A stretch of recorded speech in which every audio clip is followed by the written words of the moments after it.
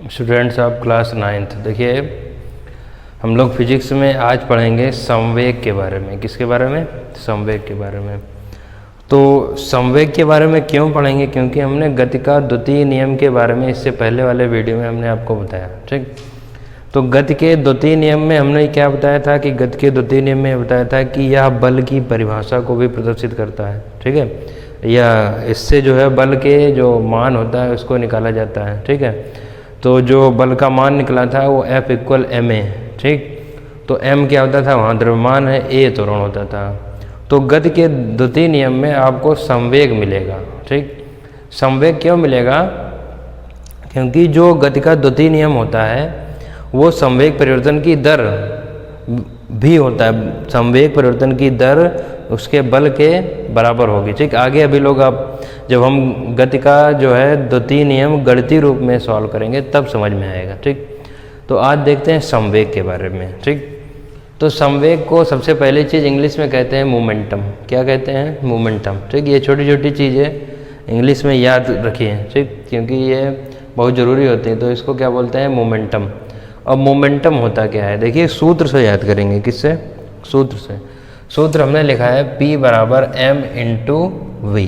ठीक है, तो यहीं से परिभाषा निकलती है। फिजिक्स का नियम ये होता है कि आगे जो परिभाषाएं आएंगी वो सूत्र के आधार पर, अगर यदि आपको सूत्र याद है तो परिभाषा भी आप लोग बना सकते हैं। ठीक, तो m क्या है? यहाँ पर m जो है वो द्रव्यमान है। m क्या है? द्रव्यमान। और v जो है वो क्या है? वेग। v क्या है? वेग।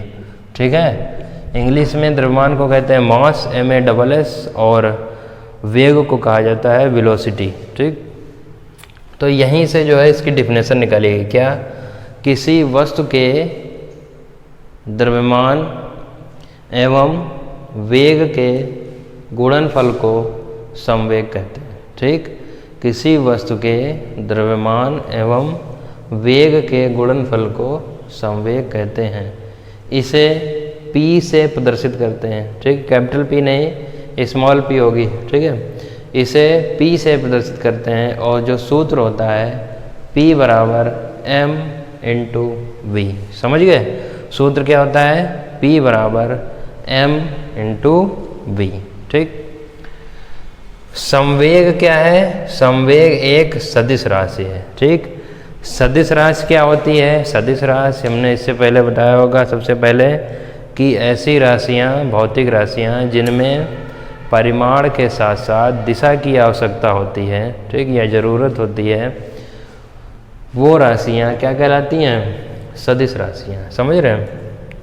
दूसरी चीज़ इसमें अब देखिए संवेग में दिशा भी जरूरत होगी, परिमाण भी। क्यों? द्रव्यमान है तो उसका कोई भार होगा। ठीक, परिमाण होगा, और वेग है तो उसकी कुछ ना कुछ दिशा होगी। ठीक, दूसरी चीज़ संवेग का मात्रक। संवेग का मात्रक जो होता है SI मात्रक। SI जो मात्रक यहाँ SI जो लिखा है इसका मतलब होता है इंटरनेशनल सिस्टम। ठीक, इंटरनेशनल जो मात्रक होता है वो होता है kg/m/s। कैसे? द्रव्यमान का मात्रक क्या होगा? किलोग्राम। और वेग का मात्रक क्या होता है? मीटर/सेकंड। इसलिए हम कह सकते हैं कि संवेग का मात्रक kg/m/s होता है। समझ रहे हैं सभी लोग? आगे देखते हैं दो कारक जो वस्तु के, किसी वस्तु के संवेग में परिवर्तन कर सकते हैं। ठीक है, कौन कौन ऐसे कारक होंगे जो वस्तु के संवेग में परिवर्तन कर सकते हैं? तो सबसे पहले होता है उसका द्रव्यमान, किसी वस्तु के द्रव्यमान में परिवर्तन करके। ठीक है, क्योंकि देखिए यहाँ पर दो राशियाँ हैं, एक तो द्रव्यमान, एक वेग है।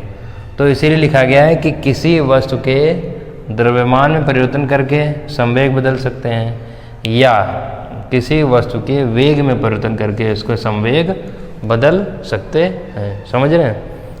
तो ये इतना ही चीज़ संवेग के बारे में लिखेंगे। ठीक, ये गति के द्वितीय नियम के ही अंतर्गत आती है परिभाषा। जिस प्रकार जड़त्व की परिभाषा आई थी गति के प्रथम नियम के अनुसार, उसी प्रकार संवेग की परिभाषा आती है गति के द्वितीय नियम के अनुसार। समझ रहे हैं सभी लोग?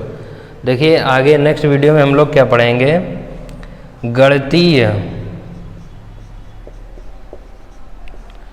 गणितीय रूप में गति के द्वितीय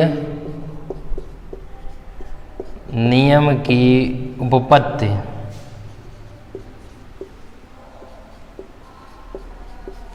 ठीक है, इसको लिखना नहीं है, ये हमने बता दिया कि आपको जो है अगले वीडियो में इसके आधार पर जो ये डेरिवेशन होगा इसको करवाया जाएगा। ठीक है, तो तब तक इतना स्टडी करिए सभी लोग।